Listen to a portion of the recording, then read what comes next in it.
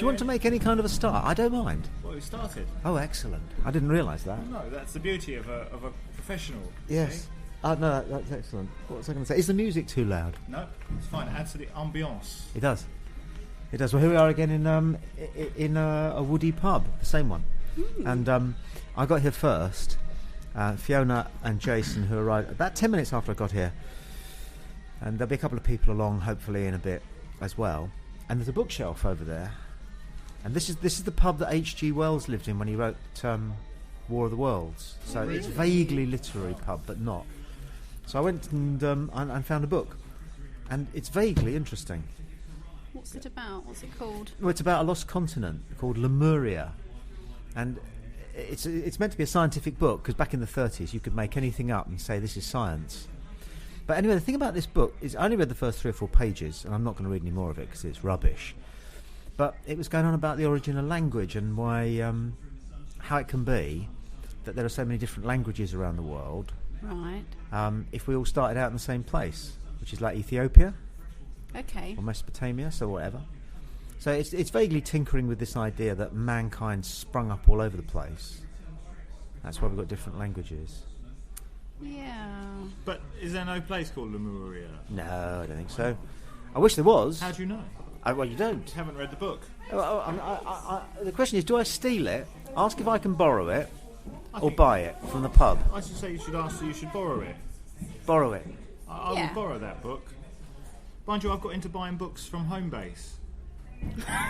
Really? Got- Are you sure you're not confusing them with catalogues? No, they've got dead people's books for charity. Oh, yes. And I bought a book this morning on Languedoc. Languedoc. Yes. Beautiful. And I bought a book from the 50s on Sunday. Is it Sunday? Probably. They're an item, by the way. Sorry?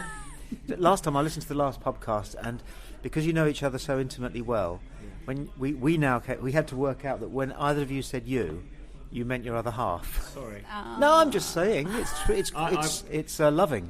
Anyway, On Sunday, 50s. We'll go with something. 50s on mechanical engineering, and Oh. it was on how to draw hinges. how to draw hinges. Yes, where the book was old, and obviously it had illustrations on how to draw hinges, Right. as opposed to now it would be photos. Okay. It's very- And you read this one all the way I've read through? a couple of pages. Yes. One of those books that once you put it down, you can't pick it up. No, but I won't. I will read it. Yes. Yeah. What do you read in the toilet? I don't really have time. I Oh, like okay. to be out. Yeah. I've got Dave Peltz's. Putting Bible. Yes. Yes. I like to be out. I had so much stuff to bring you today. That book, and I Yes. wanted you to sign that other book, and I was also going to bring along for your boy a late 60s Ping answer putter that reputedly once belonged to Jose Maria Canizares, but I forgot Well, we because take that. I had to refelt the garage, the shed roof before we. I'll tell you what. I'll swap you that because do you know what we got in the garage rusting? Is a 4-iron that used to belong to Frank Sinatra. Oh really? Yeah, is that a fair swap? That's a very fair spot. I'll tell you what, you can probably it's such a tiny club and with so little give, it makes you wonder how these people manage to hit the ball more than 40 or 50 yards. Anyway, going back to languages though, I remember at school, you know that moment when you sort of think to yourself, what I'm being taught about God is probably rubbish. Mm-hmm. Do you know, it's a private moment, isn't it? Because Yes. you think, up until that point, you think that if you think that God's an idiot or doesn't exist, you'll die or go to Yes. hell. And then you get this moment of enlightenment when you think, no, hang on, I'm not swallowing all of this. And I got it when I was told the story of the Tower of Babel. Have you heard of that? Yes. Well, No. don't bear in mind that I was on the route to priesthood. Yes. Well, go on then. What's the story of the... I'll let you explain. All right, well, a bunch of people decided that they would build a skyscraper so that they could get up there and actually talk to God. Right. That's what we were told. Okay. And that's in the Bible. So they decided to build this tower, and it was called the Tower of Babel. And they built this tower, but when God saw them coming, he decided that was a bit of stalking. So to punish them, he knocked down the tower, and they all went, ah, and landed. But obviously it wasn't a very tall tower because they all survived. Right. Because God wouldn't kill them, would he? He's not cruel. But he punished them a bit further because obviously they were all sort of going around, they'd all turn their ankle over sort of thing. Oh, he punished them by making them all speak a different language. Right. Which language was that? All the languages there are. Ah, right, of course. So one bloke, he landed, and he got up and he went, "¿Qué es esto?" And then he heard it come out and he go, "What the fuck? I'm Is this speaking in the Spanish." Bible? Yes, this is the thing about the Bible. And another bloke got up, he dusted himself down, and he said, "What a jolly rotten show." Is that how they Could explain? anybody tell me which way it is to Albion? Is it that way? Right, I'm off. Cheerio. And the rest of them, one bloke started speaking fluent Mandarin. Another bloke started another bloke who happened to be African started speaking fluent Swahili. Anyway, I'm sitting there. It's a Sunday school, and I'm in the pew, and I'm 8, and I'm thinking, "What's a load of bollocks? That is such obvious bollocks."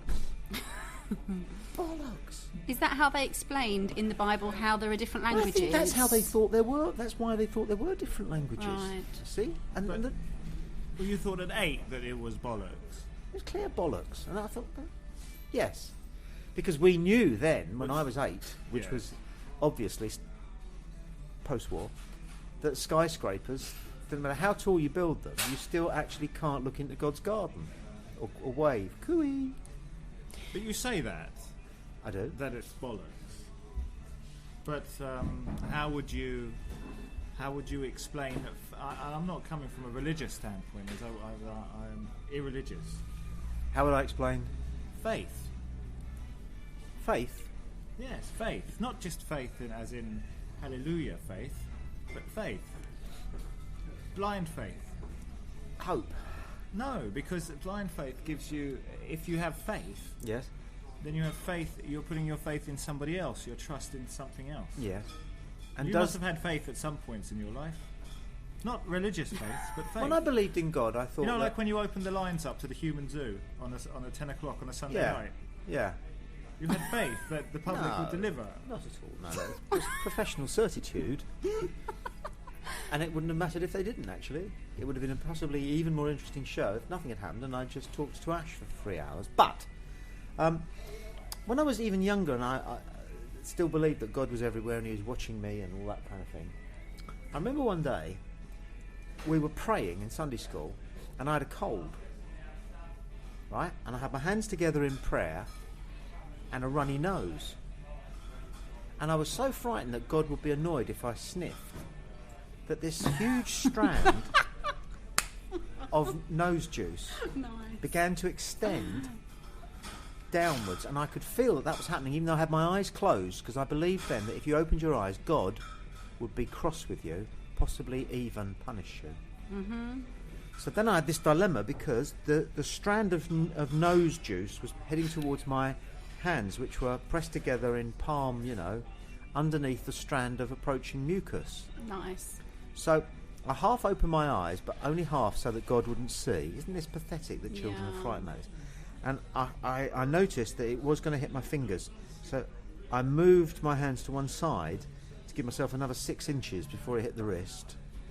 And now I'm worried that God's seen me do that and that I'm condemned to hell for that. And I remember that the strand, in the end I managed to work, and the strand went all the way down and sort of separated halfway, leaving me with a static spaghetti-like strand of nose juice and a little tiny pool by my Sunday school shoes on the floor. I've never forgotten that because I'm really cross with the arseholes who put me through all that shit. What, a bit of nose? No, all the stupid men in long black things talking crap and not being very nice. Don't you think it's a nice tradition? No, it's bollocks. I'm much kinder now that I don't believe in God. Yeah, but it's a nice tradition, isn't it, to have like all of that sort. Don't you? If you go to Paris, Do you for still instance- believe him? No, I don't. No, No, right, at all. okay. No, When you believed, did you believe that animals went to heaven? I don't know. I haven't given it much thought, but I did what I Well, was. you never give much thought to heaven. You're training No, to be a to priest. animals. To That's animals. ridiculous. That's like being a train driver and Yes, somebody but you saying, see- "What's no. it like coming into Victoria Station?" You go, "I don't know. I didn't give much thought, really." If you're training to be a priest, you're not allowed to veer from the path. you're not allowed to veer from the scriptures, from the No. it's like a syllabus in school. Yes. You can't study, philosophy and then start wondering about, all the nonsense. But you are allowed to have some of your own thoughts when you're a priest, aren't you? You're not following the teachings all the time. You can lie there sometimes, have a fag. David, come and join us. Here's a new mate. This is David. Well, it's not a new mate, but he's a new acquisition to our fine pubcast. Only delivering beer. You're only delivering beer. Oh, well done. So you have delivered me a beer. That's excellent. I didn't want to interrupt the flow, by the way. You are aware that this is rubbish, but at the same time, sometimes quite sort of personal and intrusive. Not personal, but, Like, for example, David's got some good news. He's getting married soon. Congratulations. There you are. Is that all right? Do you mind that? No, No, good. Happy to broadcast across the world in this way. And I know this because when I asked Laura to marry me, she said yes. The way that I communicated it was by sticking it on Twitter. One response. Only one response. What did you say? What did you put on Twitter? I'm getting married in the. Summer. I'm getting married next year. You all right? Sorry, I'm trying to be professional at the podcast. Would you mind talking closer to that microphone? Oh, it's a very bad microphone. This one. How is it? Yeah. You've got. I'm afraid you've got the Woolworths one. Is this better? That's better, yes. Yeah. This is ridiculous. What? Well, we own a bunch of radio studios not 100 yards from here, and. Well, they're not in a pub, are they? No, that's true. That's very true. Very true. So what have you missed? Not a lot. We've been talking about the fact that the origin of languages. Yeah, supposing. Because I'll just tell David, I got here 10 minutes earlier. There's a book. You probably looked at the bookshelf in here, and this is about a place called Lemuria, which the Tibetans thought was like Atlantis, only not underwater. Suppose languages came much later. After what? So man was already evolving all over the world before languages started to develop. Because it was only after languages started to be, used that we started to develop much They all more sprung up at quickly. about the same time, though, independently, didn't they? They must have, because there's nothing in common between Mandarin and English, and yet they both must have started being spoken at about the same time. But why? So in the Big Bang, then, Aye. little bits of us were thrown all over the place. Then, What? Little bits of. well, little What? bits of No. whatever. You've not been listening. God made everything. No. Just so you know, Jason trained as a priest. But you're not a priest. No. Definitely not. Anyway, back to the Back to the Big Bang. Yeah, my oldest son and I are jockeying to be the first to finish reading Stephen Hawking's Brief History of Time, which is daunting.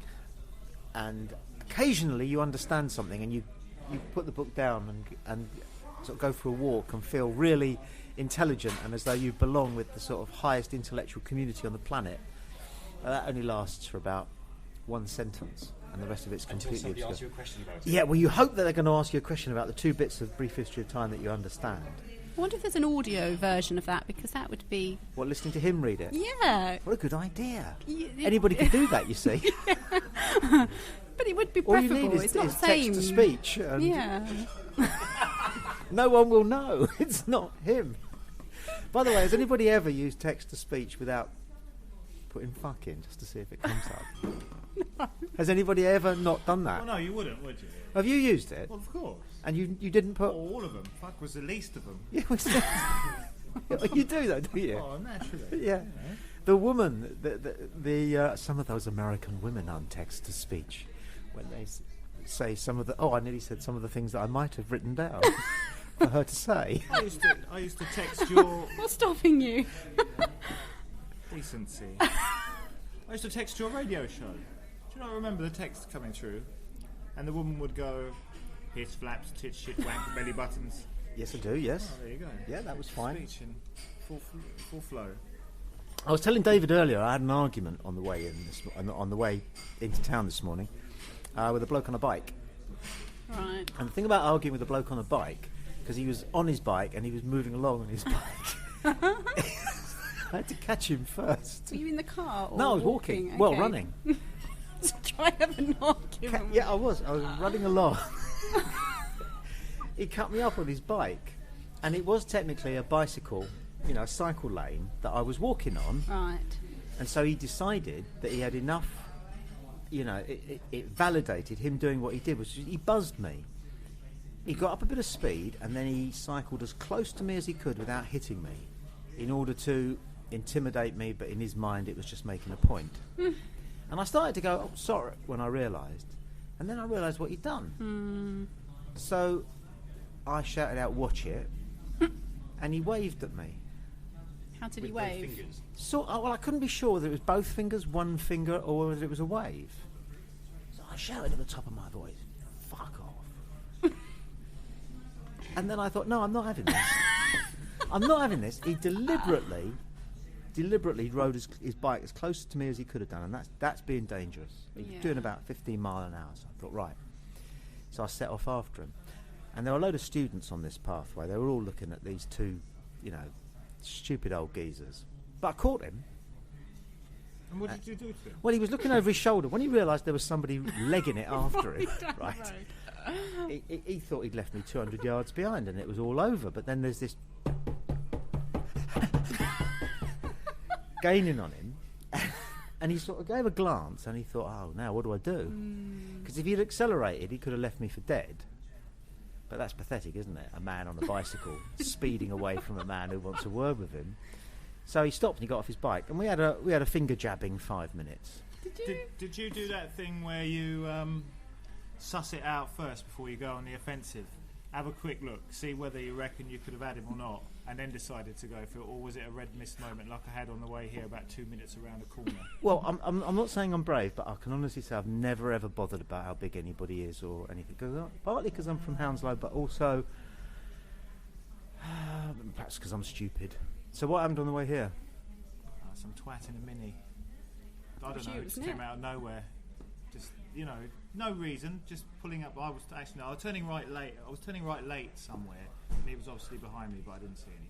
And he started tooting, but then being aggressive with his tooting and his gestures, and then I turned right and he carried on. But as he was driving off, he did that. The wanker sign. And that's enough. And I just stopped the car in the middle of the road and reversed it up, and then Fiona calmed me down. No, I said if you dare get out the car, it's the last thing you ever do. But it's just like unnecessary. He was going to get smacked. Yeah. I killed 10 people on the way here. Again? Really? It was only 8 last time. So. Pedestrians annoy me. Largely because they walk too slow, or they walk diagonally across you. And invariably it's too slow and walking diagonally across you. Or alternatively, you can make eye contact with somebody while you're walking towards them, and it'd be fairly evident that one of you has to give if the other person isn't prepared to give. Yes. Or you misjudge it completely, and actually it annoys me when You're absolutely right. and you end up with almost nose to nose. Pedestrian annoy me. Pavement rage. Well, it's very difficult. We had a terrible journey again today with phone sat nav. I don't know. I seem to upset you. There was some woman in another mini. Look, if you're coming on the way in, if you're driving from behind me as well. I'm going to say, if you're coming from Brighton to Chichester, just keep the C on the left. Yeah, no, we didn't need it in the end. Didn't need it in the end. Right. But do you use sat-nav because you've got it and therefore you want to make the most use of it? No, but it's just that it's the last bit. It's the last bit. But see, Tom sent me the wrong way the last time. Sent me down Right. And I just did it by nose this time, and we Yeah. came the right way. Yeah. But Fiona took exception to me sending a text and fiddling the Oh no, sat-nav it at was 75 miles an hour. negotiating the mini, the sat nav, the mobile phone at 70 miles an hour. I'm thinking, actually, I do want to live. Did you What? use makeup as well? Here comes Mark now, so we're Quora. Hello, mate. How you doing? Hello. What we've got is, Mark Rose, there's a microphone which David and you can sort of share and jump in whenever you feel like saying anything. Is that right? That's right, darling. What happened there? The whole room's Pedestrians, is it? Stuck behind several agricultural vehicles. It's very quiet, this one, so you'll have to lean into it. You've got stuck. Yeah, there's a lot of tractors around at the moment. Smelling of manure. We were talking about how annoying it is on the pavement. David was saying how he has pavement rage, and my way around that, and I always do this in my head, but sometimes I say it out loud, is right. If I'm walking along the pavement, I can see a load of people coming towards me, and I'm going to have to, dodge them. I do this commentary in my mind using Bill McLaren, and I go, And this new young starlet Boyd picks it up again just inside the 25, dodges one French defender, dodges another French defender. Oh, he sold him a wonderful dummy there. They'll be dancing in the streets of Chichester tonight. I know it's sad, but that's what I do. And then I'm throwing pedestrians dummies. I'm going that way. No, I'm not. Have you noticed, though, how you can walk down the street and naturally weave your way through crowds of people without really thinking about it?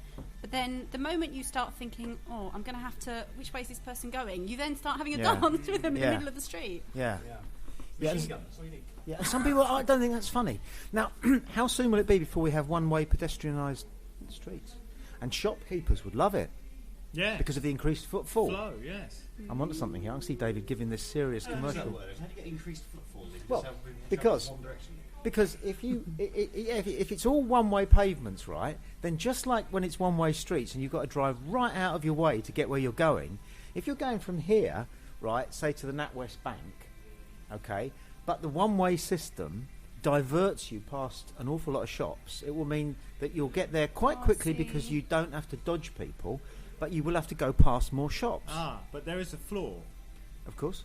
What if you're Zizzy, which is over shop there, opposite, yes, and the car park is here, and Right next door. you're heading that way, Yeah, heading up the street on this side of the road, yeah. and Zizzy, as you do your lap, is to the end. Look, I'm not saying it's a flawless idea, Sorry, but I think it'll happen. where in Chichester? There's not much. Do you know Chichester's very annoying? Because Very Shouldn't be annoying. here. no. This place is haphazard enough. Well, technically, it's part of Italy. Chichester. Yes, How do you work that out? because the Romans owned it, and they never actually handed it back to the Saxon tribes around here. So I have heard that that just like with Israel, there are a number of roaming Italian people persecuted in various Middle European countries who are asking if they can have Chichester back, and we will have to go and live Palestinian-like in the hills above Chichester and eke a living and complain. Chichester's West Bank. Yeah, exactly. Firing homemade rockets into the cross. What's behind that big wall? The big wall, that was built by the Romans. Chichester was a military city, and the Romans liked Chichester a lot. They built the biggest palace outside Rome, up the road from What here. is behind that big wall? What, the big wall that surrounds The Chichester? rest of Well, no, not this way. I don't know. As you drive in, there's a wall. City Yeah, wall. it's the city. It's a city wall. Yeah, The city, then. that's it. Line up all these outsiders. What Yeah. I mean, there's not much here, really, is there? Though. In Chichester, No, we had to walk, 10 minutes to get to a Just to find a point. cash machine, and I then got another. went to Tesco's, and no one knew how to operate a till. I don't know whether it's just my London impatience. And then This we is asked the- the police officer The directions police for officer the didn't pub. know where South Street was. no, well, It's over there somewhere. He goes. These So he officers points- round here aren't from round here. He pointed All right. to the air. Do you want me to and deal said- with your points one by He one? pointed to the air and said it's that way. All right. Well, I'll see if I can deal with your various points here. First of all, Funnily enough, when we got here, we saw him again. And I said, thanks very much for the directions. what, the same copper? Yes. And he said, that's all right, have a good drink. As I got out of my car. Right.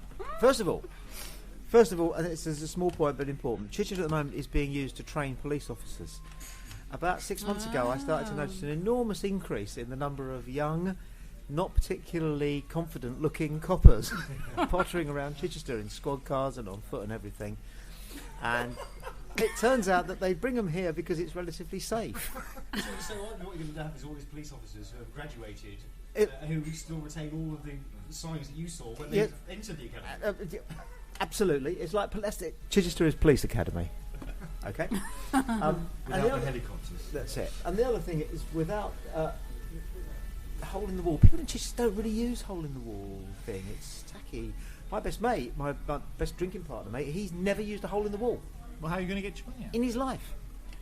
You Have- just do they live on- still- live do on they- cash factors? He also has a gun. Do they still cash? No, but Do they still cash checks behind the bar? In one of the Chichester? quaintest things you'll find in Chichester, okay, is just down from the cathedral. There are two shops side by side, right? And there's something very Chichester about the fact that one sells guns and the other one sells banjos. It's true. That's absolutely true.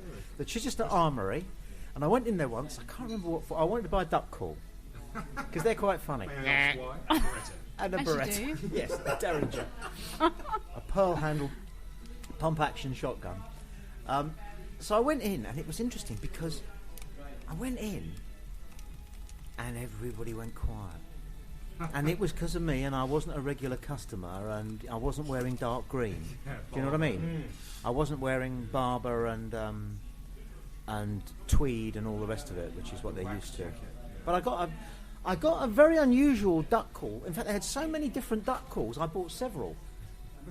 And one of them, instead of blowing into it, all right, well, you hold it like that, and I'm now miming as if I've got my hand around the neck of a bottle. You hold it like that. Okay, so it's here, and you go like that. Oh dear. Making that gesture. It's a vigorous motion. Yeah, and then the thing all by itself goes. So you go like that, and it goes. And it was explained to me that what you do is you clip this onto your belt, because if you've got both hands on your gun, right, you don't really want to have to hold your duck call in your mouth. And then you're blowing it, like, and that ain't going to bring a duck. So you hang this thing from your arse, right, your belt, and when you want, Duck call would do that. when you want, What about the deluxe version? no, when you hang it from your ass and you're going through the bushes looking for a mallard, and man-eating mallard, and then when you want to go, you shake your booty. Oh. And I've lost it now. Somebody nicked it. It's the sort of thing that blokes would nick. They go, I'll have that. You don't want that again. And you hang it from that, and you just go, and you get a little noise. And sorry, you were answering my 3 points. What was the third one? Well, you haven't. The I don't coppers, think the hole in the wall, the fact there's nothing going on in Chichester. Oh yeah, no, you have answered. Let me them. make something Fashion. absolutely clear. We don't really want you in Chichester. We don't want visitors. It's fine, I'm just Stay in passing through. Brighton. We don't want riffraff coming in here. You know, Good. we get coach parties from Basingstoke. They come in. They must be very happy to have you as a resident. I'm gradually being accepted. I've been here 22 years. Some people are starting to speak to me. Why did you move to Chichester? Well, it's an accident, though. It's like that Californian thing, really. Jane and I just drifted this way. We're looking for a house with a garden because we had 2 boys and the house where we lived didn't have a garden, and we couldn't find a garden in Brighton. So we moved out this way, and then the boys are at school here, and we needed a bigger house. Good duck Just that. population? Or? There's a lot of hunting, shooting, fishing goes on around here. Where we used to live, there was a duck pond, and the farmer used to occasionally invite all his mates. So you'd be 2 o'clock in the morning, and it would sound like the Alamo. Really, it really did sound like they were playing at recreating the Somme or something. And then for the next 2 or 3 days, you'd get people everybody would say to you in the village, "Do you like duck?" I had mock duck the other day at a Thai restaurant. Right. It was very nice. I don't eat meat, and it was. Mock duck. Yeah, it was quite nice. Mock duck. Right. It's kind of soy. Soy duck. Yeah, You soy need to duck. be right closer Corn. to that, by the Do way. I need to? How That's about this? better. Soy Sexy. mock duck. Yours is Tommy's David, I like picking- you too. You're picking off Tommy's as well. Oh, good. I am, and the That's, microphone. that's We a sort of good way might of top doing the it. whole area, but Has anyone ever had mock duck or any No. mock flavoured Yeah, meat I've had mock duck. substitutes? I bought mock duck in a vegetarian restaurant. It was all right. It was actually quite It nice. was all right. You really would hardly know that it was made of what? I presume soy, probably with other various. But why would you innocuous do substances. that? I don't eat meat, but I fancied. I like the dish You like to kid yourself that you Yeah. were. If you don't eat it, how do you know you like it? because I have eaten meat, but not for some time. It was probably 17 when I last knowingly had meat. why? Oh, that's a whole nother conversation, Jason. No, we've got all even. Please see it. 3 bullet points. I never particularly liked meat much. But now you're buying mock meat. Yes, exactly. I was- Compensate I was- you don't like meat that you I don't was- eat that you like. I was a pretentious 18-year-old college student, and I had a bunch of veggie friends, and I was quite impressionable and thought it was a cool thing to do because I thought it would, you know, Cool to be maybe vegetarian. be a little bit hip. I have friends at college who are Man U fans, but it doesn't make me a Man U fan, and I've got a girlfriend. Well, that's not necessarily because it's No, cool. but there is an important point here, because I was vegetarian for 10 years, and I did it for the reason that most men actually do Which is sex. Yeah, woman, yeah. right. Yeah, let's be really Yeah, honest about because it. a lot of very attractive At the women time. are vegetarians, and you know that you'll stand a much better chance with them if you manage to get into the conversation that you hate fox hunting and that you think fur is dreadful, and then they sort of go, and are you vegetarian? And if you go, of course, you can be in the sack with them in 45 minutes. But surely, And they make love, vegetarian women. They make love like they think they're an endangered species. They make love like it's their duty to have lots of little vegetarians. Really. So I was happy vegetarian for 10 years. The thing is, I'm not a true vegetarian. I eat fish, so that technically makes me a pescatarian.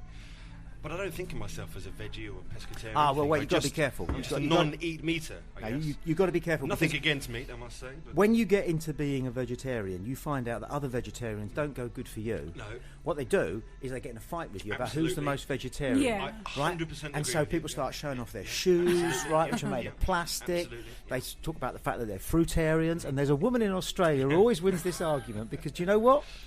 She eats fuck all. She's eaten Emaciated, nothing for yeah. 13 years. She lives on air. The last time she had a shit was in 1977, Aw, and it was a little rabbit pellet. nice. So she wins, you see, but there's the pecking order Yeah, thing, isn't it? absolutely. So she harms nothing except the Yeah. occasional bacteria that floats into her respiratory system and dies. That's all she kills. The rest of us, there are people who think Well, it's she cruel. should sort that out. It's just ridiculous. Well, a lot of people think she's lying. Wouldn't I you, agree but with you. wouldn't you want to bed the woman that eats meat, wears fur, and is, a carnivore as opposed to the vegetarian woman that eats nuts? I'm thought it'd be more fun to be had with the Marilyn Monroe as opposed to the, I don't know, who's a vegetarian? Well, Mark. I'm not Yeah, a Mark. strict vegetarian. I'm a liberal It vegetarian. depends what you Can you know. imagine? You're looking for sex, right? Okay, you just go along with any lie in order to get into the sack. But I've always found that women who wear fur are more fun than I'd women who are vegetarian. What's the biggest lie we've ever I want a told woman get- wearing in order to procure sex? Sorry to interrupt you, Jason. I'll tell you that one. Good little subject to. Do you want to know? Absolutely. Do you want to know the biggest lie I've Yeah, ever go on. told? Go on. This is true. Can I do this? I think so. It doesn't matter anymore. Nah. The biggest lie I've ever told to get a shag was, no, I haven't shat my pants, we're just going past Mogden. That's in Isleworth, isn't it? Yeah, that's where I lived God, in. that absolutely smells awful. I It lived really in does, Richmond. Yeah, I yeah, know. that's true. What happened was, I'd been on champagne, and that can loosen you up. So, I think you told us before. Didn't you? well, it's a good, yeah. And so I got, I pulled. I was at a nightclub, and she said, "Your place or mine?" I said, "Well, I'm only about 2 miles up the road." She said, "Okay, well, I'll drive." And she had this fantastic BMW with tan leather interior and all the rest of it. And I thought, this is terrific. And she went beep, beep, and she got in the driver's side, and I'm just getting in the passenger's side, okay, and a little tiny fart, and I thought, I don't want to hold on to that for 2 miles. So with one hand on the door, I thought, I'll just eliminate this very small piece of Emergency fart. champagne gas here. And out came about 3/4 of a pint of good. So now, and it all. Luckily, I wear Y-fronts. I cannot understand why people wear boxers. You're taking such a risk with this.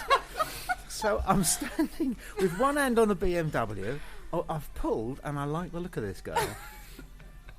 And I'm full. My underpants are full. So I got in the car, right, and now I'm a little bit worried about seepage because I don't know where the leather stains. Does it? Because dung can be very. I've got Anyway, leather seats, and I have to say, so probably not. No. what I had to do then, making it look casual. I've got my arms on the armrests of the seat, okay, and I've got my feet down, hovering. and I'm just lifting my bum off the thing and trying to look casual.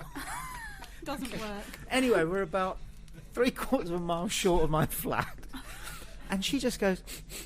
Oh no. She didn't say, "Have you shut your pants?" She just said, "What's that? What on earth's that?"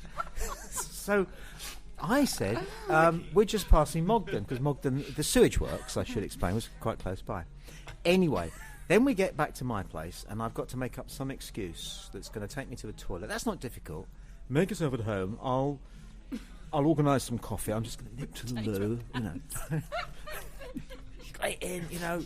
What to do with a pair of soiled underpants? We all had that dilemma. Yeah. What to do with them?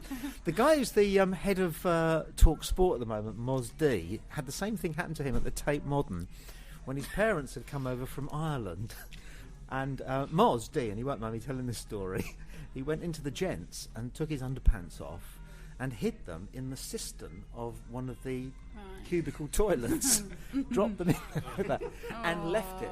And he said to me, I've always felt bad about that because that toilet would eventually have malfunctioned, and some poor sob would have had to have gone in there and lifted it and then found a pair of badly soiled underpants. Anyway, that's the worst lie I've ever told. Anybody? I've dropped a pair of underpants in a bin outside Calais ferry port.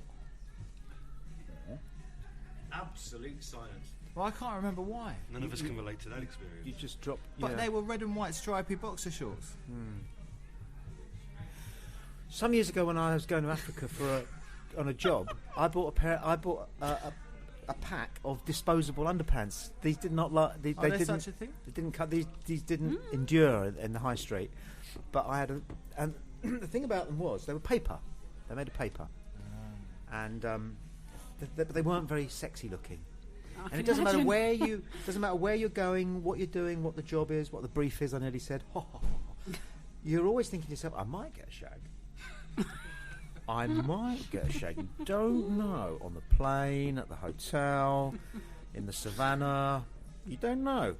So you don't want to ever be wearing really bad underpants. And I've got this theory that all men could go to their underpants drawer now, right, and lay out their underpants in order of preference. Yeah, and women. And women as well? Yeah.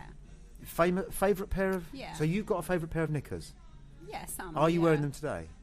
Well, they're not bad. So you're wearing, what, a Division 2 pair of knickers? Yeah, probably. Championship League? Yeah. Well, no, Division 2. But you've got knickers in your drawer that are just emergency knickers that you don't... You keep them in case you run out, but you like never the wear comfort them. Ones. Yeah, you never wear them, though. Well, no, of course, I'll never admit to it. No. No, I've got a couple of pair of boxer shorts as well. I threw all mine away last week, actually. Bad underpants? Yeah. Good for you. I've had them for 80, 90 years or so. Yeah. And when I moved house, I thought, it's absolutely no reason to have them now. That's so really... I moved house, so I threw away all the crap underwear. Sadly, now that I moved into my new house, I can't find any of my underwear. I did. I've got one pair. Exactly the same thing last week. I threw about 6 or 7 old pair of boxer shorts away with a bunch of other clothes. You and I are probably the only people in the country who've thrown away a dozen pair of pants at the same time. I've got about 800 pairs of socks, by the way. Yeah, same thing though. I think there's my a lot of is morphed into socks in my move. A lot of them that you will never wear, but you keep. You don't want to throw them away because you just never know. You know you might need them. You do that with clothes, don't you? Because I was having a bit of a life laundry thing with my wardrobe today. You know, because because when was that? Well, this morning while you were busy doing something with the shed, playing with the shed. I wasn't fucking playing with it. You asked me to put the fucking felt on at 11 o'clock in the morning on my day off, and I've got to come here at 1 o'clock. Oh, we've really got to put the felt on the shed roof today. What window of time should we do that? Should we do it in 2 hours before we've got to come here? Sheds are important. Make sure you've packed everything up. We went out to you buy need the a felt. shed. No, hold on. Men need a shed. Hold on. Somewhere to go and I can't go in the shed. It's full of children's stuff. Shed. You go and smoke in the shed. That's what you've got a shed for. Let me tell you. At 10:30 this morning, day off, I work. How many hours do I work? 12 hours a day? Probably. And the rest. So my one day off a week. And this morning, I thought, what did we do first thing? Oh yeah, took the children to school, come back, sort all this out, yeah? Make sure everything on this works, and I laid it all out, rolled it all up, put it all ready to be packed up so we'd go. Because, you know, to make sure that it was working for us. Why are you striking me like you were doing it for me? At 10:30, it's like, I don't like to bother you on your day off, but... It looks like it's going to rain. Can you go outside and sort out the shed? The fucking shed roof needs refelting. And Oh, but we've got to leave here at 1 o'clock. So I thought, right, okay, let's go. 10 minutes. Let's go down to home base and buy a roll of shed felt. So I said, fine, okay. So we get out to go. I get this look. Are you leaving all this stuff on the living room floor? Oh, well, no, I'll just stop now, pack that up, and then we'll go off to home base, and then I'll refelt the shed roof and come back and What's tidy your up. problem? What? What's your problem? How long have we got? I'm going to run out of megabytes. Run out of megabytes. But you need a shed. Men need a shed, don't we? Yeah. Have you got a shed yet? No, my landlord was supposed to be building one though. You will get a shed. Yeah. won't you? You need Yeah. We need a shed. Always had a shed. You can go in a shed and you can. I spend a Smoke. lot. That's it. And I got round it because Jane and I, when we lived in a cottage, we called it an outhouse. If you call it an outhouse, then you're entitled to put an armchair in there, a fridge, right? And then I find out I'm spending every night down there, sat there, watching the rain teem down, fag on, tin of Stella, beautiful. And you get a little bit of hi-fi set up there, and do all those things in the house, and it's good. But there's something backwoodsman about doing it in the shed. There's something. Yeah, but I was doing You you don't a have to favour. excuse yourself. I was doing you a favour because that roof really did need refelting, and we've had so much rain that if you'd have left it another few weeks, you would have been building a new shed. I promise. A bigger and better shed. It wouldn't have been, darling, we need a new roof. But then It'd you be, may darling, have we an need a new opportunity shed. to build an outhouse then, you see. Yeah. But I have to say as well, I mean, as a sage, I have to say Oh, yes. that, you know, you're in early stages, obviously, of a lifelong relationship compared to how much time you've got to enjoy each other's company ahead of you. I look forward to that. And so what you're doing at the moment is you're just falling into the routines of who does what and who doesn't do what. And in our house, Jane and me, we don't even have to ask who does this, who does that. It's just she does that, I do this. Say it's just me. The only thing is that I think that my jobs add up to more than hers, and she knows that her jobs add up to more than mine. So just occasionally, we do a kind of right. I'll tell you. This morning, I walked the dog. Right, I gave the bathroom a little tidy. I won't say I've spruced it, but it was a whiz. All right, I hoovered, you know.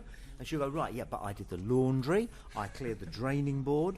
But the thing is, those are the things we do. But we don't have to discuss who's going to do them anymore. And when it comes to felting the shed roof, that will definitely be down to me. I have to pick up the dog poo as well on the lawn. That one's never been discussed. It's just obviously a man's job, so that's fine. So I do that. You have to fix drains at 3 o'clock in the morning. I fix drains at 3 o'clock in the morning. Yeah, I'm the one who has to get all the hair out of the shower plug hole. Oh when no, it blocks I up. did that yesterday. Even No, she's joking. I though did none I of did it's that mine. yesterday. Well, I did it the day before. You want to see a It's not trichologist? It's not my fault you molt so much. Not my fault you have so much hair. I'm not complaining about doing the job. It was just. Oh, and you? Oh, it's funny that. Cheers. No, let me tell you that there's very little that I will attempt to do myself, and it has to be said that if Are you that still talking about the shed, if that- by the way? yeah. I've been to the bar for half I an know. hour, so I'll just go back. And you're still on about the shed.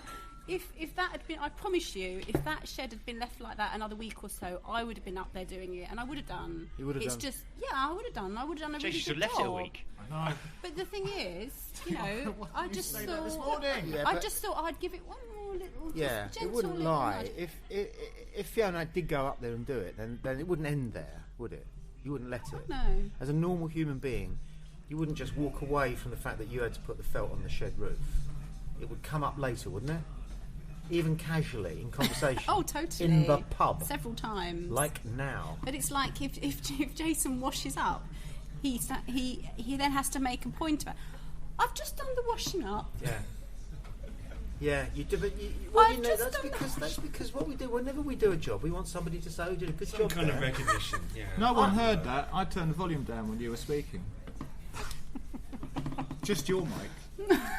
And so presumably that last remark of mine was also lost. No, yours up. Yours is up. But what I often say to Jane is, you know, I say, "You did a really good job there with the washing up." And she gives me this patronising bastard, think I'm so condescending and stupid as that look. But at the same time she goes, "Yes, I like to do it well." So it always works that. Do you have to fight over any jobs that you particularly want to do? No. One of you wants to get there What's first. the job you really want to do? I can't think of any that I really want to do. Chores that you particularly like. You get some kind Like of what? domesticated satisfaction. I don't know. Like what? I like. I've semi-got one. Go on. I mentioned earlier that I've been for the process of moving house. I bought a new dining room table thing yesterday to go with the new bed and the new washing machine and the new freezer and the new fridge and everything else. By the way, this New thing... box of shorts. Actually, well, I haven't got new boxer shorts yet. I'm still going to stick with the crusty pair that I'm wearing. The dining room table needs to be kind of screwed in different places, and the chairs need to be bolted and screwed and all that sort of thing. So So MFI already assemble it for you? Or? well, no, they were busted, and probably for that very reason. So Laura and I kind of went through the process of building chairs and tables together. Now, being a man, of course, building things is a man thing. So I took great satisfaction in building the chair faster, and sturdier and better, and then allowing her to kind of give up, saying it was too difficult. Because I then wanted to do it, but then, of course, when I was the only person doing it, I didn't want to do it anymore. Yeah. Well, it wasn't a competition and stuff. But the end result was I felt manly. So men build things and destruct things. I'll tell you a good job. A good job is actually cutting the grass, because it's very methodical. It's very easy, really. Quite meditative. isn't it? Emptying the clippings is a bit of a pain in the neck. But the great thing about cutting the grass is you can't fuck it up. You cannot fuck up cutting you the can. grass. No, you can't. You can bloke break on- the lawnmower. If you're that bloke who cheated on Who Wants to Be a Millionaire, didn't you cut a couple of toes off last week? No, you can't. You Did can't. he? Well, it technically Whittock. Yeah. The point is, Anyway, you so- cut the lawn and you get I this digress. lovely striped pattern on it with the grain going one way and then the other, and it looks beautiful compared to what it looked like before with dandelions. And somebody, your other half, will go, always, you've made a really good job of the lawn.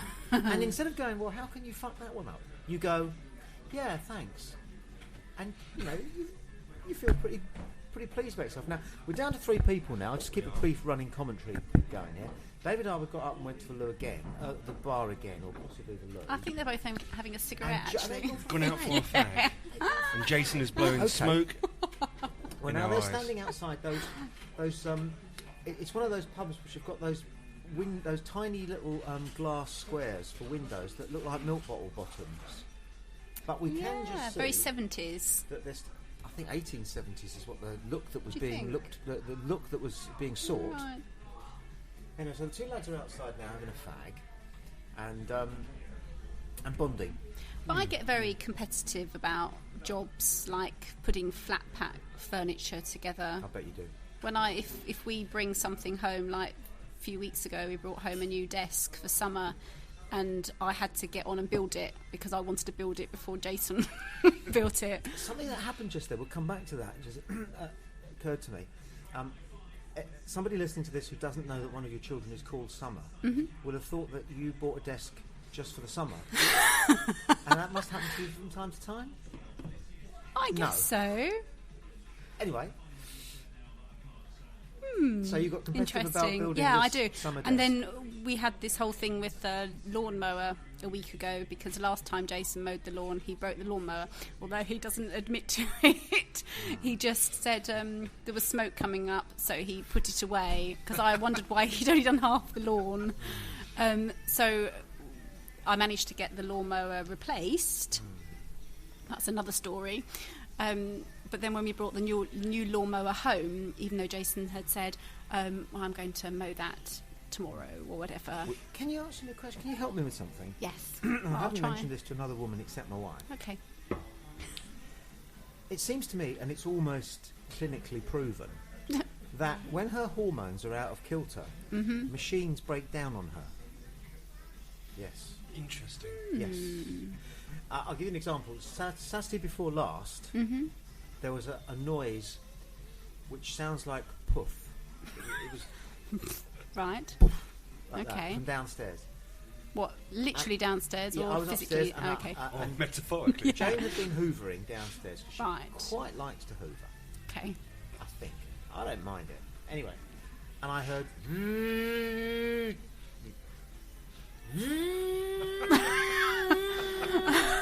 Oh, yeah. like that, like a far-off bomb. Right. Silence. I didn't go downstairs and say, all right. That's considerate. Because the light was still on. Okay. Now, why did I not go downstairs to see if she was all right? Because the light was still on. Because my wife runs the vacuum over the wire, over the flex. And this vacuum, which is no more now, the flex was all chewed up, and you could actually see bits of wire. No. Oh, I know. And I would say to her, she wants to get the hoovering done so quickly, she doesn't care about going over the flex. Right. And sometimes, because the flex is being eaten my up. goodness. Possibly the single greatest impression of a Hoover going over flex right. I've ever heard, actually. Anyway, what had happened was, so I came downstairs tentatively because her hormones had been a bit out of kilter, and the Hoover was now in the front garden, cooling down, right? Okay. And she just went, "Oh, and the Hoovers had it." I said, "Oh, right. What's the story there?" She said, "Well," she said, "it started to get very hot." She said, "and I could smell smoke." She said, "But I carried on because I thought it might just sort itself out, but then it exploded." Now, because I now know my wife's cycles. We're a modern family. We share it. I say our menopause. Well done. Yeah. Our menopause. I knew that this was a moment, Right. and it went wrong on her. And this happens with kettles. This happens with various kitchen equipment. It happens with the car. If anything's going to malfunction, the television sets. Sometimes, laptops. Her laptop will lock, and as she puts it, go all funny on her about one weekend in every 4. Could Oh, it be that's the interesting. electromagnetic Anybody fields want a drink? of any... I'm all right, thank you. I've got. I will have half a Guinness, actually. Thank you. Could it be the electromagnetic fields are somewhat skewed, or one's not fully focused if they're... Are you trying to suggest Hormonally that it's adjusted? something that she's doing, like her aggression, I don't her usage of it during this Yeah, time, possibly. rather than Possibly. Right. She doesn't. I don't think she actually uses the machine quite properly, or maybe she just. I don't know. Or maybe there's more to this heaven and earth Horatio than we know or shall ever know. As who said the Interesting. moon? That's Hamlet, isn't it? I wouldn't Isn't know. it Hamlet? I think it is. I'd like to Hamlet. say I would know, but I don't Yes. know. Yeah. Now Jason's gone to the bar to get himself somebody a half a Guinness, Mark half a Guinness, and David, who knows far too much about radio for his own good. It doesn't look like he's loud enough over here. It doesn't look as though Yeah. look as though it's loud No. enough. Now, you see, and there you have it, 2 generations of radio meeting together. Because for my first 20 years in radio, the phrase "it doesn't look as though it's loud enough" would have meant nothing. Nothing at all, unless you're one of those people who watches the meter. And over here, Tommy, you're just a mark bouncing around on 2 bars as opposed to someone who bounces between 2 bars. I know, but can you not normalise it? Yes. Well, normalising it. And David, does the hiss reduction that you get on some quality audio software have any? It won't take Mark out now. Okay. I'm sorry about that. I can come back over here now. I'll just sit quietly. Dial, whatever. Whatever. So when was the last time you had a fight with anybody then? Oh, letting agent. What happened there? As, having moved from property A to property B, I was informed by the letting agent that they... Well, actually, the full story is they served me 2 months' notice but asked me to get out a month earlier. So they asked me to break the law by leaving only a month into my 2 months' worth of notice. So I kind of semi-reluctantly, at least I showed them that I was reluctant to leave a month early, although it actually suited my needs absolutely perfectly. And I told them what a difficult situation it put me in, etc., etc. So they asked me to break the law, and I agreed on the understanding that 2 things happened. 1, I would get my deposit back, and 2, I'd get good references. And when it came to having my deposit back, which was this week, they said, "Well, we can't tell you whether you're going to have your deposit back, Mr. Harper." I said, "In which case, I'm moving back into the property," because I know perfectly well at this point that the landlord wanted the property back to redecorate it and move in himself, and I know perfectly well that he'd already been into the property after I'd vacated, although illegally, and removed the bed and toilets and carpets and all that sort of thing. He started moving his own furniture in. And so I knew it was going to put them in a fairly sticky situation if I kind of held my ground and said, I want my money back. So they said, well, we can't tell you whether you're going to have your deposit back unless we get our keys back. I said, well, I'm not going to give you the keys back until you tell me that I'm going to have my deposit back. This went on for a significant amount of time, and I have to admit it was a couple of beers later. But I shouted, and I don't shout very often, and shouted quite loud in their office, and had a set to with the letting agent that you have the pleasure of meeting, and you described her. Well, I'm not going to repeat that on the internet. Absolutely not at all. But she was playing bad cop, I think is out. But politest way I can put it. And I said to you, because we went out a pint afterwards, and I said, I think maybe lots of businesses need, a good cop, bad cop situation for whenever there's difficult people like me walking. Difficult people like you walking. Exactly, not bad. Yeah. So that's the closest they come to a fight, I think. Tommy, last time you had a fight or brush with? Well, I mean, it could have come to it with this bloke, but I'm due one more fight, and as long as it's just and nobody gets seriously hurt, I quite fancy a bit of a What's the biggest bruising you've ever bundle had or given? Oh, I've never hurt anybody. I've been well hurt plenty of times. Yes. I had a moment on South Street a couple of months ago. There was a chap who's clearly from the other side of the city walls, who looked like he was going to get very close to causing some serious physical harm to what I guess was his girlfriend in the street. They were shouting, arguing. He kind of had her by the neck, and it looked like he could get quite close to smacking her. So I had to go to remove him from her. What happened is I attempted to restrain him, and he attempted to punch me. And what he did is he hit my watch and smashed my watch. Yeah. So arguably I managed to, in a quite haphazard sort of way, to protect myself, but it smashed my watch. As a result, she ran off. At that point, I thought, actually, it's now mano a mano, and he doesn't look like the sort of guy. I mean, he's your height, and there's about as many hairs as you have. That's Mark, and he's 6'4". Yeah, he's a big guy.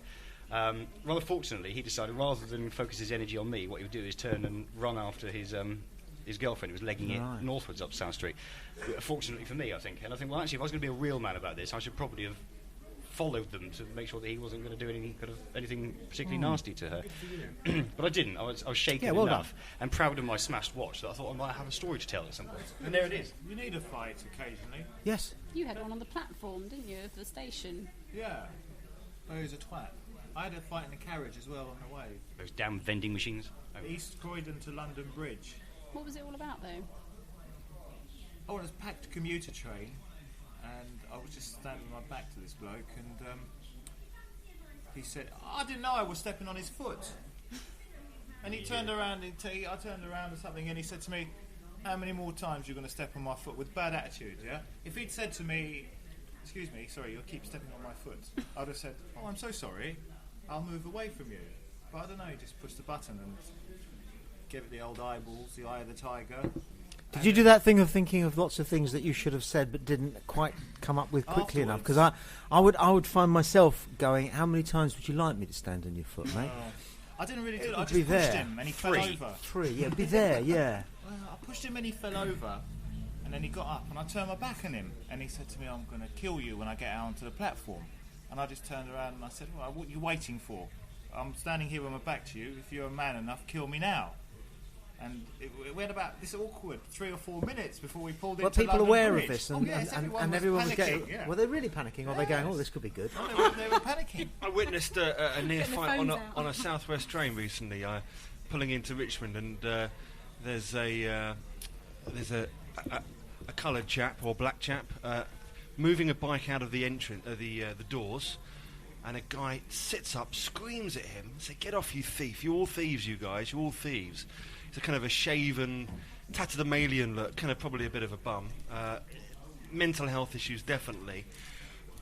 Red in the face, looking at this guy saying, pretty much basically saying, because you're black, you're a thief. And this guy obviously came over, was pretty insulted, and I thought was going to wallop him. Somehow he didn't, and had the good sense to realise that this crazed character was obviously, maladjusted.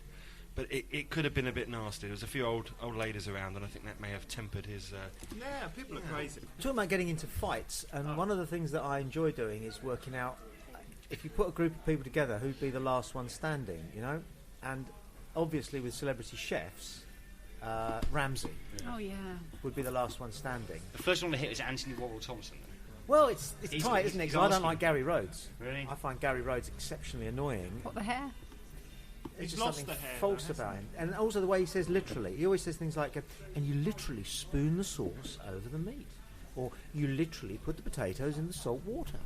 Or you literally put the cabbage next to the potatoes. And that's not the only annoying thing about him. It's Is Gary Rhodes looking almost identical to Nigel Kennedy? yes, Violinist. very similar. Ainsley Harriott is very annoying. He is all that Sally And Salt ladies and gentlemen, Percy Pepper or Yeah, whatever. all that crap. Yeah. Oh, he's What made a about- good living out of it, though, hasn't What he? about Nigella? What do you I'd like think to of give her a her? good bashing, yeah. Would you?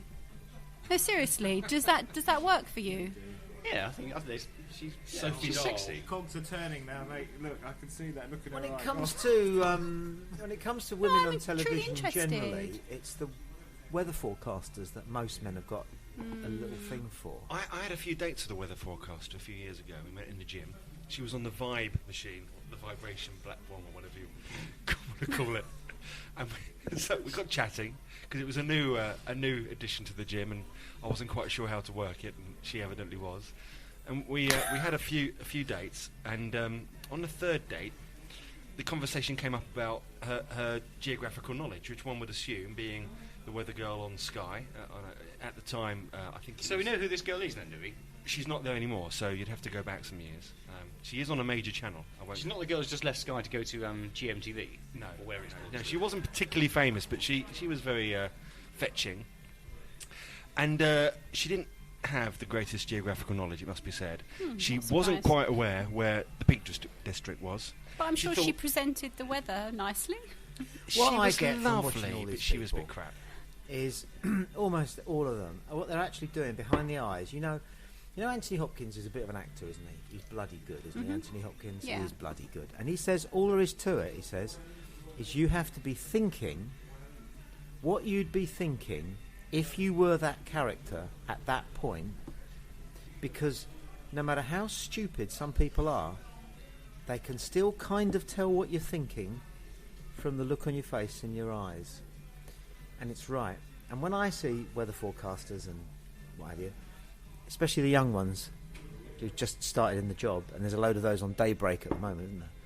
They're going, actually, they're doing the weather forecast, so they're going, well, that's right, Andrew, and it's going to be quite a bright start for most of us this morning. Look at camera. But what they're actually doing is, Mum, I made it. I made it, Mum, and this is for you. And the Scottish woman who does BBC Breakfast, oh, you know her. What is her name? She does breakfast weather. Is Doubtfire? No, it's very similar. And she does it every morning. And you can build pictures of what these people are really like, because, you know, I've worked out that she's one of those women. And this is quite good fun, playing Sherlock Holmes. She is one of those women who's got a large collection of small knitted animals on the bed. Oh, really? On the bed. Now, what's the psychology of keeping all your knitted animals on the bed? No room for men. Correct. Now, and it's a candlewick bedspread at that. do you think the BBC Travel Girl had such on her bed? Yeah, Mark's referring to a woman who had a moment with me. I don't know if David knows about this. I was doing a Southern Counties show in the afternoon, and I had a little bit of byplay with the lady who was producing the show, and I mentioned something very sympathetic about the fact that Very men. sympathetic. Oh my god. I said that more women appear to be vulnerable to the condition that's known as seasonally affected disorder than men, and that's a fact. I mean, you can Google it anytime you like. And this girl doing the travel, it was great. I loved it.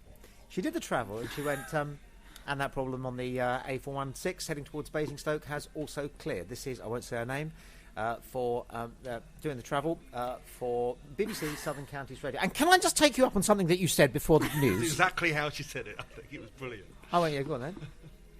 She said, you said that more women get sad than men. I said, kind of, yeah. So, well, that is not true. So I said, all right, so you're a psychologist now, are you? She went, yes, I am. Anyway, we had And the Truffle Girl. we had a 15-minute Barney, and it was fucking great. It was radio gold. It was really amazing. great. This girl, I really admired her. She stuck to her guns. I knew her job was on the line. Yeah. And a couple of times I kind of said to her, hold on, I know you're going to get the bollocking of a lifetime for this. But she did it. I never made any cheap remarks about that time of the month or any kind of thing like that. I was good as gold. But if you're on television, we could see it in your eyes. You were thinking, Yeah, but being the BBC, first of all, there was just my producer the other side of the glass, right? And I carried on chatting to this girl, and then I looked up, and there were 3 people the other side of the glass. Right? By the time I finished, okay, it was like that shot at the end of Frasier, you know? It was nothing but faces going... Well, I remember listening to that when I was driving, and I was just pulling up home, and I stopped the car, and I just stayed in the car for 15, 20 minutes just listening to this. It was magic, actually. I traced her. You don't hear that anymore.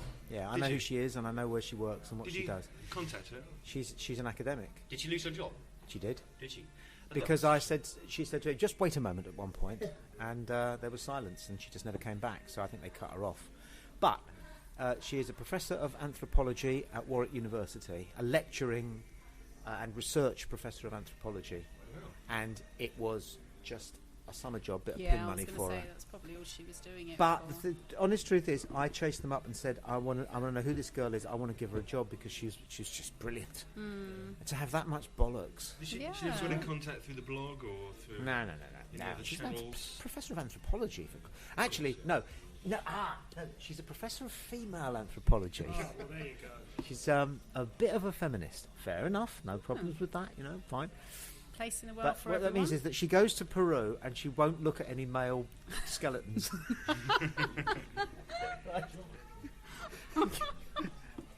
I would suspect. On a similar sort of vein, weather and travel presenters, you might be able to fit in the gaps that I have here. Was there not a weather presenter on the BBC Southeast here who on her last day took her life into her own hands? I assume she'd already signed a contract with somebody else before she left. But all the place names that came up on the Southeast map were all places like Upper Dickon, Felching, and Good for her. No, Notts Hill, and all that sort of thing. They're the only place names that made it onto the map of the Southeast. I've not come across that, but a man called Peter Jay, who married the then Prime Minister's daughter, Jim Callaghan, I forget her name, he proposed sex to her in the leader column of the Times, which he wrote. Because, and this only came out sometime after he did it, he wrote a perfectly acceptable, completely normal Times leader column in which they look at all the top stories of the day, and the Thunderer, and it's a really important thing, the Times editorial column. But if you took the first letter of each paragraph, it said something like, I want to fuck your brains out. Isn't that grand? There's a conspiracy. Cleverly done. What's that? No, it's true, he owned up to it. He said, I'm proud of it. And so you should be. I think people in those kind of broadcasting jobs live on the edge anyway, because there's almost nowhere to go, and yet at the same time you think that your life will end if they decide that you can't do the job. Have you seen that American newsreader woman, local TV station anchor person, and her contract is not renewed, and on the last day she finishes by going like this? She just looks at the camera and goes, well, my name is Myrtle Hanover. I've enjoyed being with you. I hope you've enjoyed being with me. This is for all the assholes upstairs. And she pulls out a gun and blows her fucking brains out. Have you heard? No, yeah, I've not heard of it's that. not on way. YouTube. She blows her brains out live on television. Blows her brains out. Puts one through the temple, out the other side. Bang. Presumably, there would be a clip of this. Not that I want to see it, but I mean somewhere on the Yes, internet. you would. You would. Would I? Okay. It'd be impossible Okay, not to see. I lie. I'd like to see an edited. I think you version. can wiki It is it. a sad. She shot That herself is because her actually very contract had sad, been yeah. not renewed. Oh, I don't know what's so sad about it. It's her choice, isn't it? And she was definitely Yeah, American. Yeah, Well, that's fine. somebody's got to watch. If you want to blow your brains Okay, out that's on fine. live TV, you want people to see it. So why not see it? Yeah, but it's not really a valid reason for suicide, is it? Wanting to make somebody else suffer. I think a lot of suicides or attempted suicides do have that as something of a motive. I'll get back at them. I'll commit suicide, then they'll feel really bad. Yeah. Have you had any crushes on anyone on breakfast suicidal television? Of course, yes. Because I just wondered if you've ever, because we were having this conversation, weren't we, about No, you have to say my name. Jason's got this. I just did. Jason's got this thing about Kate Garraway. Yeah, but from about 4 or 5 years ago.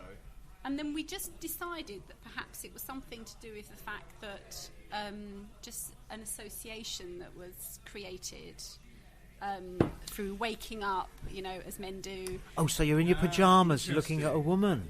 Whose theory was that? What she's saying is that you wake up with a hard on, and the first person you see on the telly is a breakfast presenter. Kate Garraway, so you make that. Andrew Castle.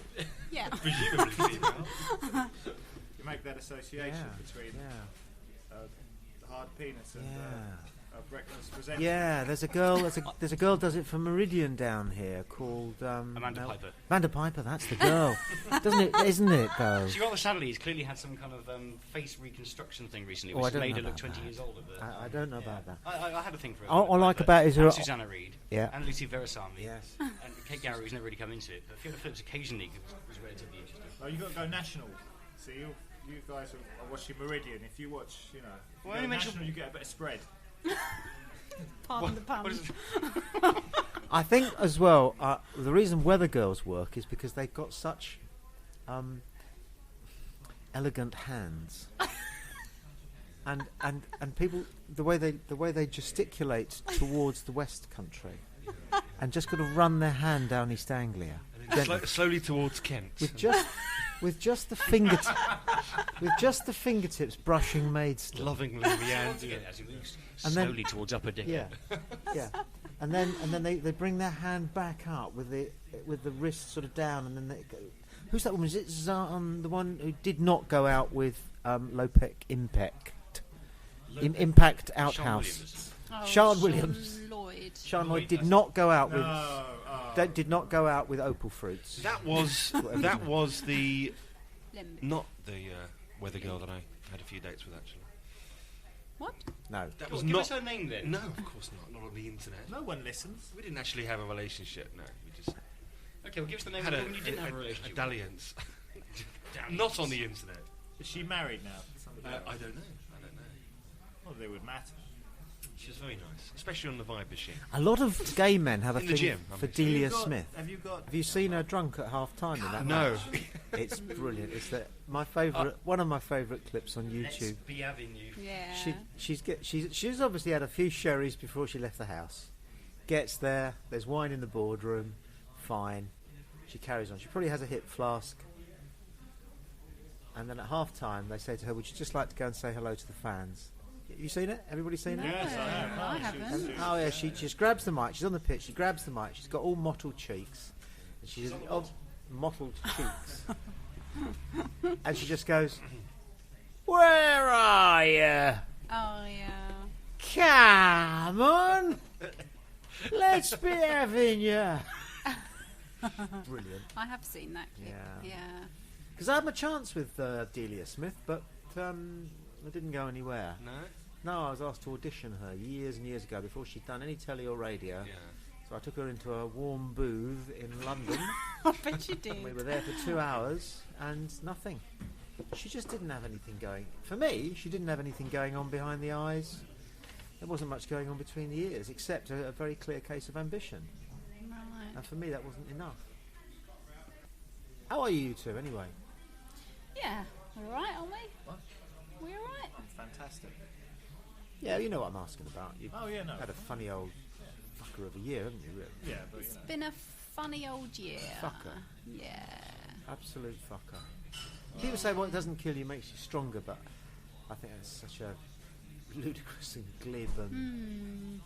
No, but it's true. But then the trouble is, when you go on acting all right, then people say, "Oh, well, they're fine." So I don't, well, they're fine. I'm afraid of nothing Good. since that happened. So it's cool.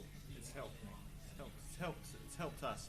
And I have a journey of an hour and 20 minutes every morning in the car on my own. And it's my time to think about it all. And I came to the conclusion that I have no fear of anything anymore, even death. No fear of death, because if I die, then I go to look after it. Yeah. So it's almost like, and it kind of works for me. So nothing is too much trouble anymore. I'll go for anything. That's how Good. I feel. Yeah. I kind of feel, it's funny, in some ways I feel invincible, like you say, afraid of nothing. But then at the same time, you know, like we touched on last time, in the last podcast that we did, was that, you know, life is precious. So it's sort of, you know, on the one hand, I'm afraid of nothing. You know, like we were having this conversation yesterday, weren't we? You know, what would you do if you suddenly found out that you had 6 months to live? And, you know, Jason said to me, you know, what would you do? And I said, well, I'd live life to the max. You know, I would just go and do everything I've ever wanted to do. And he said, well, why are you not doing that now? That's a very good point. You know, I'm trying. Yeah, You know. and there are exhilarations that are not to be found just at the top of a mountain or scuba diving on a reef. You know, there are just lots of little things. It's just nice. It's nice, you know, it's the middle of an afternoon. You guys have given up time and a day off and things, and it's just nice to be here in a pub with some emptying glasses and all that kind of stuff. And that's pretty bloody good. You just as well. have to remember. Do you know what I to- do when go my on. wife pisses me off? Go on. I take the dog for a walk. And do you know what I do? What? I just briefly go over what I will do, if it's what I will say, if it's me who has to get up and say a few words about the person who's lying in a box. Of course, it might be me lying in the box, and she might be the one who's up there saying it, but it's going to happen to one of us. So I start saying that, and it all goes away. Yeah. And I come back almost with tears in my eyes and give her a big hug. Because I think it's really annoying that people don't realise they're going to die. Yeah. It really annoys me, and that's why they waste their lives and they do so much casual harm by not thinking kindly or universally. And I don't know what you do about it, really. As a teacher, I suppose at school you could say to people, okay, I'm going to teach you English today, a bit of English language, a bit of English literature, but most of all I'm going to teach you about life, and I'm going to start with this: you're going to die. Yeah. You're going to fucking die. Yeah, You're going to fucking die. Do you know what I did once? The class was messing me around. At Falmer High I was teaching one Wednesday afternoon. It was wet. It was about 3:10, and I had them till 4 o'clock, and they were messing me about. And I quite understood that. So I said, all right, you don't want to do nothing? That's fine by me. You don't want to do nothing? That's fine by me. We'll do nothing. Don't get any books out. We'll sit here for 45, 50 minutes. It's fine by me. It's your life. Your life you're wasting. I'm getting paid to do this. You could be advancing yourselves and give yourself a chance of being happier, but you don't want to do anything, fine. You waste the next 45 minutes. It's 45 minutes you'll never get back. You get one life and you're wasting it. And then there was this sound from the back of the class. A girl was crying. Why was she crying? She was crying because she was going to... I'd reminded her that she was wasting part of her one and only precious life. And in the end, I'm pleased I did it. The class got down and did something, and I think it was a good message to get across. So, do you remember Michael Landon? I do. From Highway to Heaven and Yes. Little House on the Prairie. He Yes, died prematurely, didn't he? He Died did. in the early 90s, only a young Yes. man. And I remember reading a quote that he'd written on the theme on the internet, and it said, if only somebody had told me that from when I was born I was already dying. Yeah. And that's when he found out he was imminent death, Yeah. So that's always stuck with me. Don't waste a minute. If I'd wasted a minute, I would have we'd never be here now. No. Yeah, you don't have to be climbing mountains in order to be fulfilled. You just thinking the right thoughts, which calls for a lot of concentration. Michael Landon's interesting because he was part of the Bonanza program. He was. Yeah. And that was what led me to my father and son inversion theory of death about television. Because in Bonanza, there was a dad, poor, and there were 3 sons. Yes. And in real life, the 3 sons died before the dad. Right. Which never happens in real life, No. except it happened with the fictional family. Right. And so Lorne Green lived for about 20 years after his sons. And then I started to notice it happened an awful lot more, because Step-Tone's Son, which was probably before your time, but a legendary... Right. Well, in real life, the son dies before the father. Yeah. Dirty old man. And in Porridge, I know Richard Beckinsale wasn't. What's his face? Biologically. Yeah, but that was the way that they were portrayed. It It was father that and son relationship, yeah. And Richard Beckinsale died before Ronnie Barker. Because you're supposed to outlive your children. It's Do you know, I was thinking about something that I remember you saying. I remember hearing you say years and years ago. It must have been when your children were, I don't know, 8 and 10, something like that. And I remember you saying how you feel sad when you think about them as being old men. You know. I know. And I was thinking about. I was watching. My wife. Just bear with me a second. Hello. I think you have to press answer. Hello, Jane. No, that's all right. It's fine. Hello, Jane. No, it's no problem. It was just to say what I sent you in that text, really. So you got it. I'll see you at home a bit later on. 5-ish. No. Bye. Wife. It's funny you should bring that up because I only thought about it this morning. Really? Yeah. I find myself for some reason really being upset about the idea of my boys getting old. I don't want to picture my 2 young, strapping, clear-faced, wrinkle-free sons as one day being old men with a pouch and, all the shit. Did I tell you what did it for Hurts me? Too much. Go on. My little boy, for his birthday, got a MP3 player. And so I had fired up the hard drive on the laptop to transfer some tracks over for him. And I was just, he's just had his 7th birthday, so he's not really into anything in particular.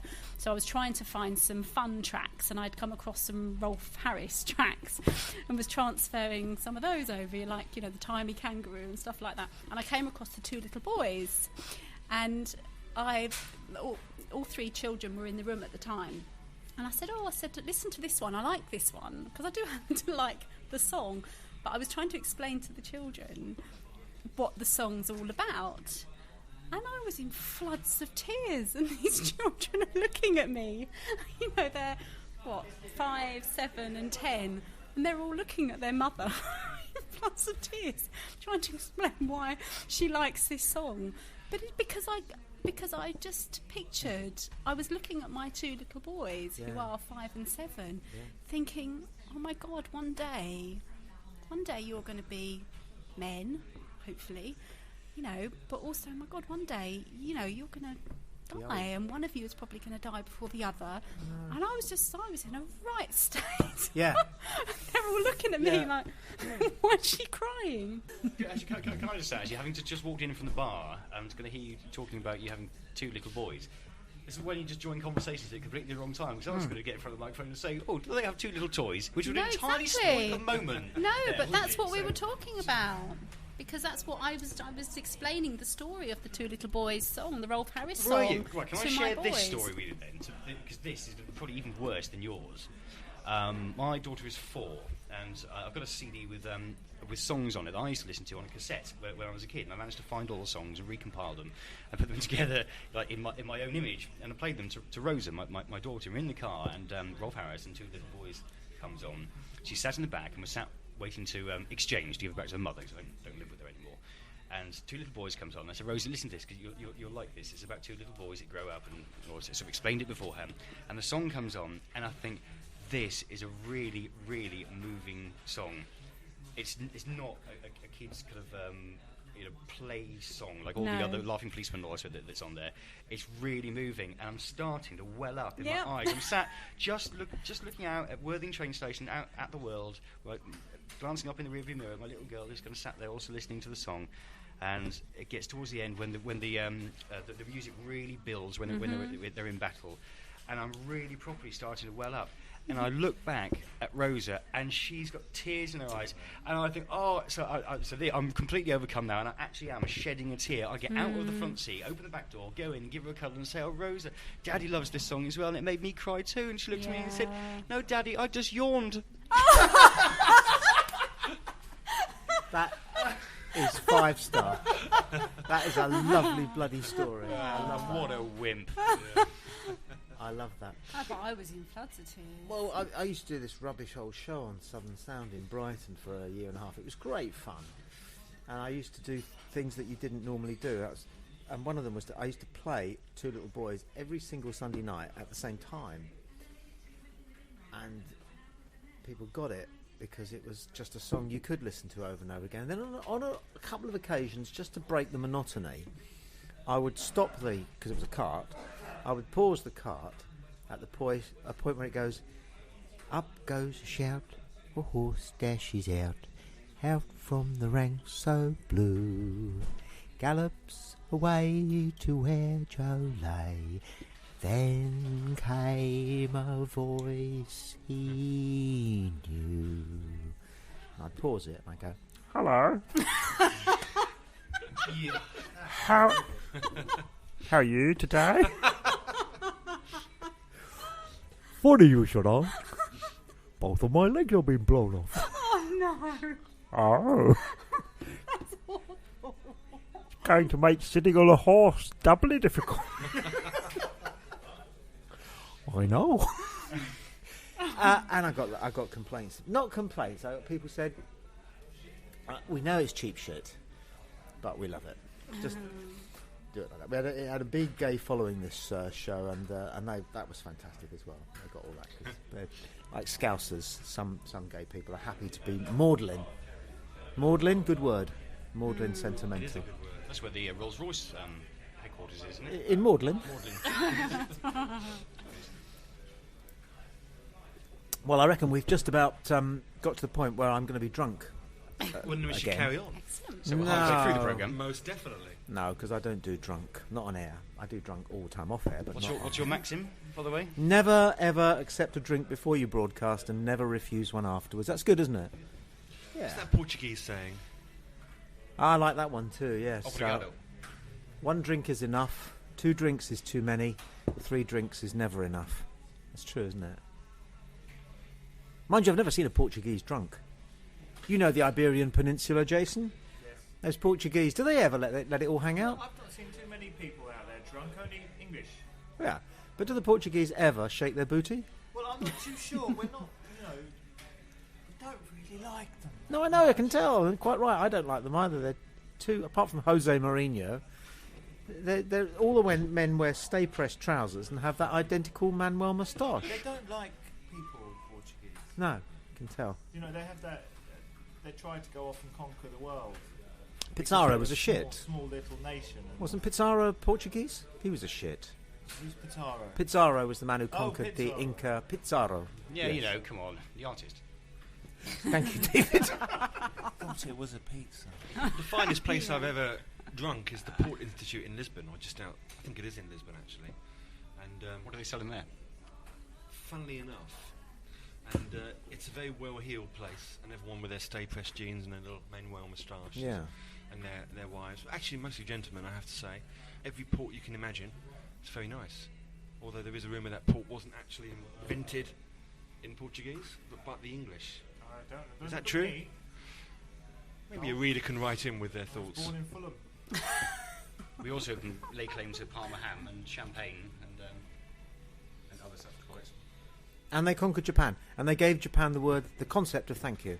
Who The did the Portuguese? Portuguese. Did they? When the Portuguese arrived, 1491, I think it was something like that. They stayed for a bit, and the Japanese let them. They killed most of them, but horribly actually. The Japanese boiled them alive, isn't that? Nice. That's a bad way to go. Seriously That's a bad way to fucking go. bad way to go. Being boiled alive slowly. Anyway, then they get let live. They learnt to speak Japanese, but the Japanese also learnt something from the Portuguese that they had no concept of, which was thank you. There was no word in Japanese for thank you until the Portuguese arrived. And because the Japanese had no need for it. What is it? In Japanese, Yeah. obrigado. That sounds Well, like the same as obrigado. Portuguese. It's the same.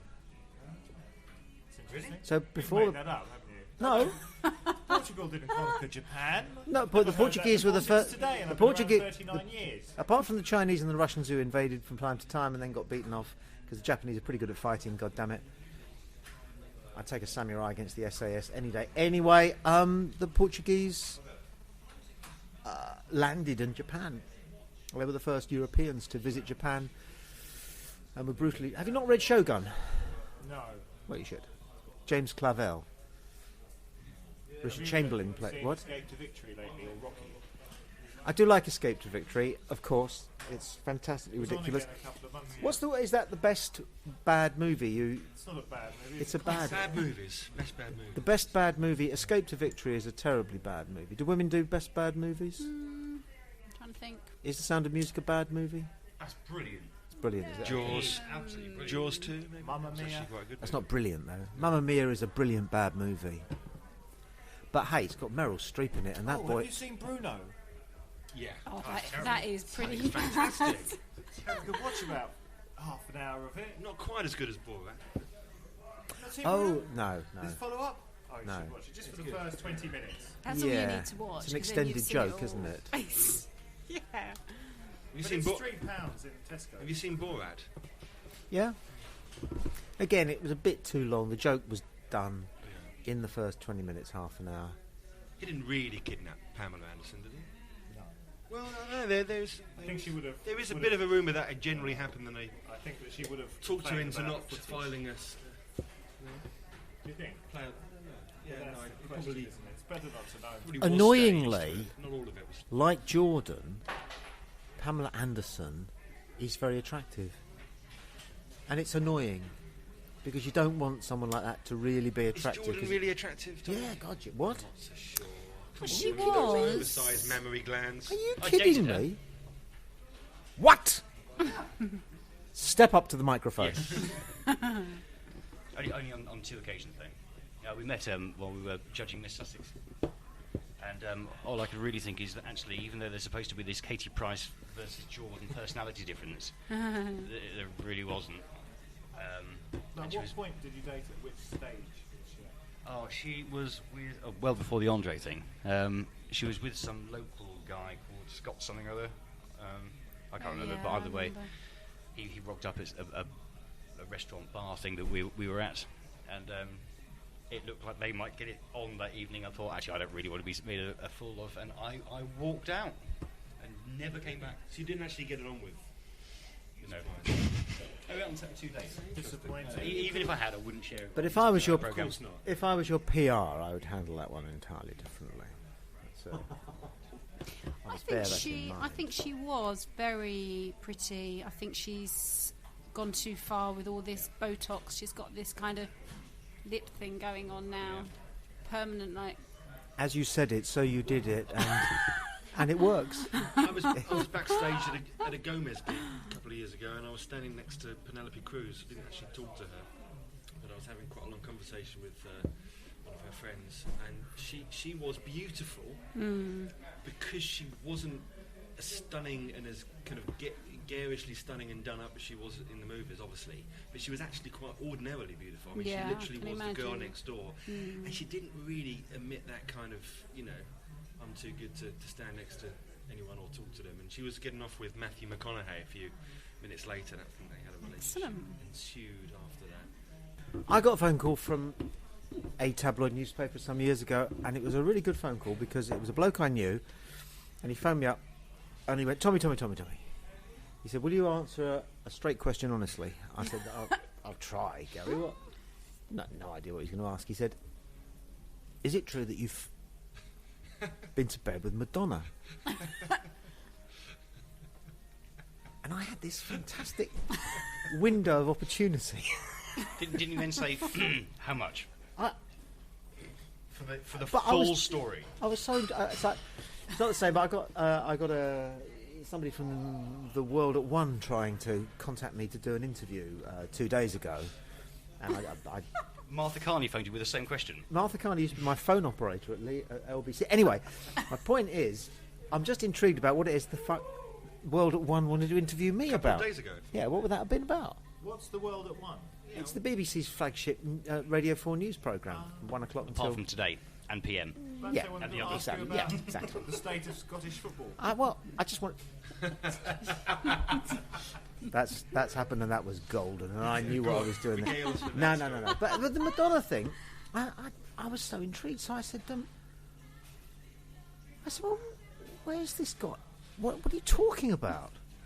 And they said, well, we know that you dated her. We know that you were staying in the same hotel.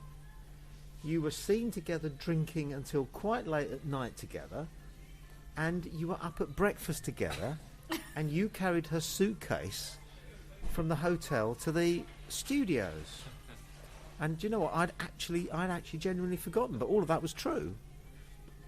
But there was this missed moment. I could have had a story that I could have... Maybe you've forgotten all that. I'm sure you hadn't forgotten the inter-duvet entanglement bit. Inter-duvet entanglement, very nicely done. I can't remember whether I did or did. I don't remember her. She was that boring. This was several years before she became famous. And anyway. That's Kabbalah for you. Cabana? What? Isn't that a sort of sausage? Kabbalah. Kabbalah? Isn't she a Kabbalahist? Or nothing against Kabbalah. Oh, right. Kabbalah followers or Kabbalahese or... What is Kabbalah? Jewish mysticism. Is it Jewish? Is she Jewish? Yeah, well, it's a Jewish mysticism. Yeah, it's Jewish. Is Madonna Jewish? I don't think so. Kabbalah is... It's a kind of a Catholic name.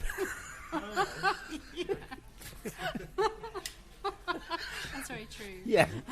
That's Madonna, Sharon, O'Brien. Just to make sure you tick all the boxes. Madonna Schwartz. Should I turn it off? Oh. I think I'm about ready to start slurring even more than I am at the moment. So, yeah, that was good. Should Well we done, tell everybody. people where to go? Oh, yeah, good idea. Mark, you Yeah, do that because you know all that. Are you telling people where to go after they've listened? Well, they pass might want comment. to go and look at the blog or make some postings or some commentising. Oh, I see. So. You can go to tommy-boyd.co.uk or go to iTunes. But if you're listening to this, you've presumably already visited iTunes, but there's more up on there.